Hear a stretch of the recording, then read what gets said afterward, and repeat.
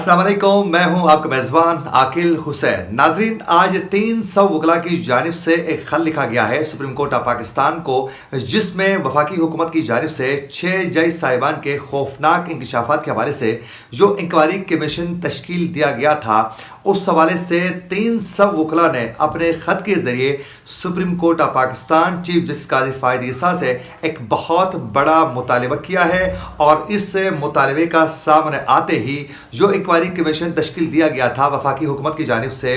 वो अपने तहकीकात करने से पहले ही उड़ चुका है। और ये जो इंक्वायरी कमीशन के हवाले से जो एतराज़ात उठाते हुए जो बहुत बड़ा 300 वकला का जो मुतालबा सामने आ चुका है, इसमें खुद जस्टिस तसदुक जिलानी का बेटा भी खुद शामिल है। और ये इंक्वायरी कमीशन काम शुरू करने से पहले ही मुतनाज़ा होकर आज उड़ चुका है। एक तो इसकी तफसीलात आपके सामने रखेंगे, इसके साथ साथ आज कुछ सीनियर सहाफ़ियों की जानिब से आने वाले दिनों में चीफ जस्टिस काजी फायद ईसा और इस वक्त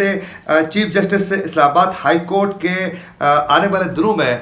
इस्तीफ़े के हवाले से भी एक बहुत बड़ा डिमांड सामने आने के हवाले से एक इंकशाफात पर मुबनी बाकायदा एक दावा चंद सहाफ़ियों की जानिब से सामने आ चुका है। उसकी भी तफसीलात आपके सामने रखेंगे और ईद के बाद क्या होने वाला है ये भी बताएंगे आज के प्रोग्राम में। अगर आप लोगों ने अभी तक हमारे चैनल को सब्सक्राइब नहीं किया है तो हमारे चैनल को ज़रूर सब्सक्राइब करें और बेल आइकन क्लिक करना ना भूलिए, ताकि इस तरह की अपडेट्स जो हम आप तक पहुंचाना चाहते हैं वो बर वक्त आप तक पहुंच सके। अगर आप लोग हमारे वीडियो को लाइक करते हैं या फिर हमारे वीडियोस को शेयर कर लेते हैं तो उससे यकीनन हमारी हौसला अफजाई होगी और हम मज़ीद रिसर्च करके अच्छे प्रोग्राम से बर वक्त आप तक पहुँचाने की पूरी कोशिश करेंगे। तो हमारे वीडियो को आप लोगों ने लाजमी लाइक करना है और हमारे फेसबुक पेज को भी ज़रूर आप लोगों ने फॉलो करना है। नाजरीन,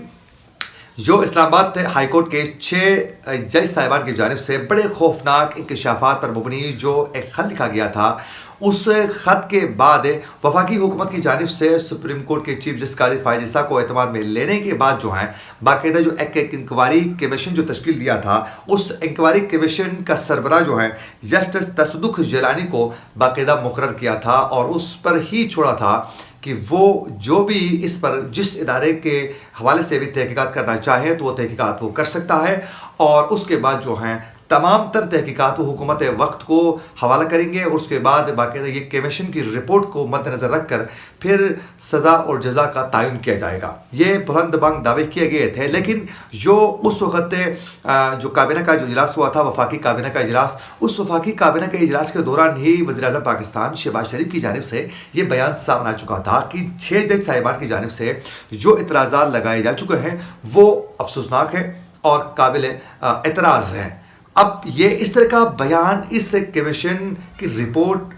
सामने आने से पहले, तहकीकात होने से पहले ही वज़ीर-ए-आज़म की जानिब से इसको गैर मुनासिब करार देना इस बात की अक्कासी है कि वो इसको पहले ही रिजेक्ट कर रहे हैं, तहकीकात करने से पहले ही गैर मुनासिब करार देकर। होना तो ये चाहिए था कि उस पर एक बाकायदा साफ और शफाफ तहकीकात के बाद वो अपनी राय कायम कर लेते तो बेहतर था, लेकिन इसको पहले ही इस तरह अपने एक बयान से वज़ीर-ए-आज़म ने इसको मुतनाज़ा बनाया। उसके बाद इस पर आवाज़ें उठना शुरू हो गई और आवाज़ें उठने में बाकायदा इस्लामाबाद बार और फिर उसके बाद लाहौर बार, फिर बलूचिस्तान बार की जानिब से भी आवाज़ उठाई गई कि इसमें हुकूमत वक्त की जानिब से कमीशन तश्कील देना किसी सूरत मुनासिब नहीं है और उसका काम ही नहीं है। एग्जीक्यूटिव का इस मामले पर इंटरफेयर करना मुनासिब ही नहीं, क्योंकि जो इल्ज़ाम लग चुके हैं वो एग्जीक्यूटिव के कंट्रोल पर, यानी उसके अंडर जो काम करने वाली एजेंसियां हैं उसके हवाले से ही इन जजों ने इंकशाफात किए हैं कि उनके बेडरूम्स के अंदर जो है कैमरे लग चुके हैं। इस पर चीफ जस्टिस काजी फायद ईसा को करना चाहिए था कि खुद तहकीकात, लेकिन उन्होंने नहीं किया। उसके बाद जो इंक्वायरी कमीशन जो तश्कील दिया गया था उस पर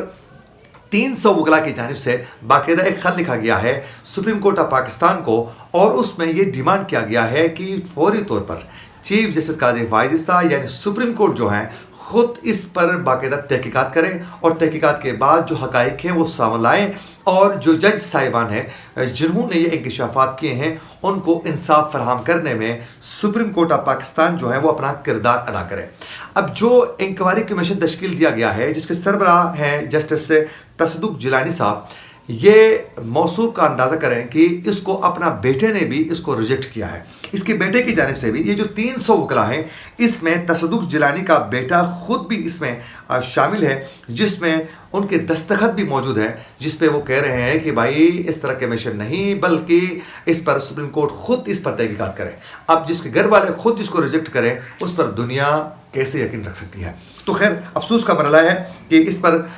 کہ جتنا افسوس کیا جائے کم ہے کہ سپریم کورٹ کے چیف جسٹس قاضی فائز عیسیٰ خود تحقیقات کرنے کے بجائے انہوں نے حوالہ کر دیا ایک کمیشن کے۔ اب یہ کمیشن کے حوالے کیوں کیا؟ چیف جسٹس قاضی فائز عیسیٰ کو یہ معلوم تھا اگر یہ فل کورٹ بینچ تشکیل دے دیتے یا پھر فل کورٹ اجلاس میں اس معاملے کو اوپن کر لیتے صحیح طرح اور یہ خبریں سامنے آ جاتی، تو ان کو معلوم تھا کہ باقاعدہ بہت سے جج صاحبان کی جانب سے بڑے سخت قسم کے ریمارکس بھی آنے والے تھے اور بڑا سخت قسم کا رد عمل بھی سامنے آنے والا تھا اور بڑے ٹھوس دلیل پر مبنی بات سامنے آنے والی تھی، جس سے ان کو معلوم تھا پھر اس سے اگر فل کورٹ تشکیل دیتے اس پر تحقیقات کے لیے تو ان کو معلوم تھا کہ اس کا سارا جو معاملہ ہے وہ الیکشن کی طرف جاتا اور پھر پاکستان تحریک انصاف یہ کہنے پر جواز رکھتی کہ دیکھیں ججوں کو اس طرح کنٹرول کیا گیا اور الیکشن میں بڑے لیول پر مارجن پر جو ہے باقاعدہ الیکشن کو مینیج کیا گیا اور دھاندلی ہو چکی ہے۔ پھر تحریک انصاف کے اس موقف کی کو تقویت مل جاتی۔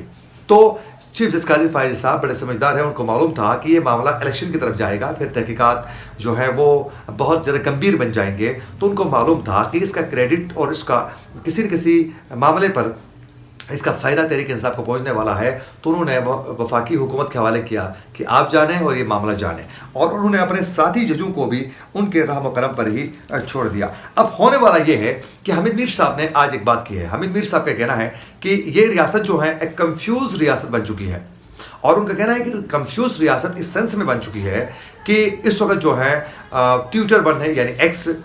کی بندش ہے۔ اگر پوچھا جائے وفاقی حکومت سے کہ بھائی یہ کس نے بند کیا ہے، اس کو کھولا جائے، تو کہتے ہیں کوئی پابندی نہیں ہے۔ ہاں اس حوالے سے ہمیں معلوم ہی نہیں ہے، ایسا تو ہم نے کیا ہی نہیں ہے۔ اچھا کسی کے وارنٹ گرفتاری جاری ہوتے ہیں تو اس کو اگر عدالتیں روکتی ہیں تو وہ رکتے نہیں ہیں، کسی کی گرفتاری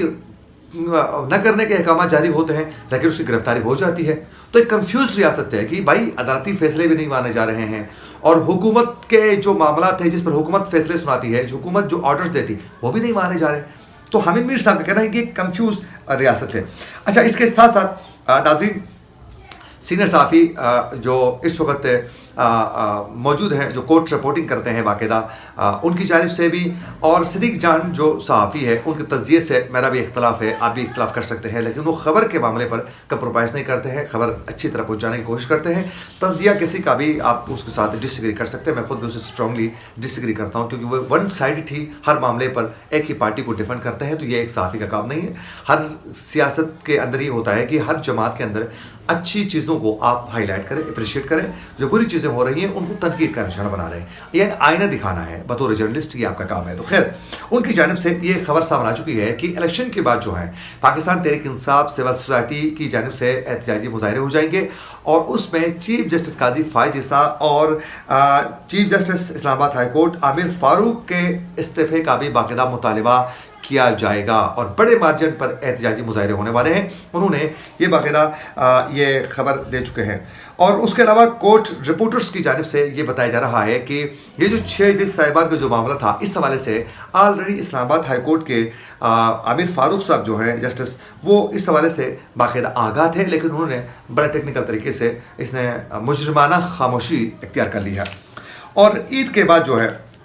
صرف اور صرف پاکستان تحریک انصاف نے احتجاج نہیں کرنا ہے، بلکہ اس کے ساتھ ساتھ جو ہے باقاعدہ جمعیت علماء اسلام فے بھی روڈ سڑکوں پہ نکلے گی، اور ان کا احتجاج کرنے کا ایک انداز اپنا ہوگا، جس حوالے سے باقاعدہ مولانا 2 دن پہلے بھی اور 1 ہفتہ پہلے بھی وہ ذکر کر چکے ہیں ویڈیو پیغام کے ذریعے کہ عید کے بعد جو ہے باقاعدہ جمعیت علماء اسلام فے بھی سڑکوں پہ نکلے گی، اور الیکشن میں ہونے والے جو داندلی اور پھر جو ایشوز ہوئے ہیں اس والے سے وہ اپنا احتجاجی مظاہرات ضرور کریں گے، اور ان کا ڈیمانڈ جو ہے، مولانا کا ڈیمانڈ جو ہے وہ اسٹیبلشمنٹ سے ہے، اسٹیبلشمنٹ انٹرفیئر کر رہی ہے، ان طاقتوں کے خلاف ان کا احتجاجی مظاہرہ ہے، جبکہ تحریک انصاف اس حکومت کے خلاف اور عمران خان کی رہائی کے خلاف اور ججوں کو انصاف فراہم کرنے کے حوالے سے باقاعدہ احتجاج کرنے کا اعلان تحریک انصاف کی جانب سے کیا جا چکا ہے۔ اچھا سینئر جو سپریم کورٹ کے جو رپورٹر ہیں حسنات ملک صاحب، ان کی جانب سے یہ کہا گیا ہے کہ اس وقت چیف جسٹس قاضی فائز عیسیٰ جس طرح کا کردار ادا کر رہے ہیں، جس سے اتنا افسوس ہو رہا ہے کہ آپ بتا نہیں سکتے ہیں۔ انہوں نے کہا کہ اس سے تو بہتر تھا عمر عطا بندیال کا دور، جس میں وہ اپنے ساتھی ججوں کے حق میں تو کم سے کم کھڑے ہوتے ہیں۔ انہوں نے کہا کہ یہ اس کے حق میں بھی کھڑے نہیں ہو رہے ہیں۔ اس کے علاوہ اسد طور کی جانب سے وہ باز نہیں آ رہے ہیں، ابھی بھی اسی طریقے سے جو چیف جسٹس قاضی فائز عیسیٰ کی جو ہٹ درمی ہے، جو معاملات ہیں، اس پر باقاعدہ وہ کھل کے اپنے آواز بلند کر رہے ہیں اور تنقید کا نشانہ بنا رہے ہیں۔ تو یہ وہ صحافی ہیں، حسرات ملک ہو گئے، پھر اسد بالخصوص جو اسد طور تھے، ان کی جانب سے چیف جسٹس قاضی فائز عیسیٰ کے بہت سے مشکل دنوں میں انہوں نے ساتھ دیا ہے، کھل کے ان کے حق میں آواز بلند کی ہے، اور اس کے علاوہ مطیع اللہ جان نے بھی۔ لیکن آج یہ لوگ چیف جسٹس قاضی فائز عیسیٰ جس طرح اسٹیبلشمنٹ کے سامنے لیٹ چکے ہیں، اس حوالے سے کھل کے وہ اپنی رائے کا اظہار کر رہے ہیں۔ اسی کے ساتھ اپنے میزبان عاقل حسین کو دیجیے اجازت، اللہ نگہبان۔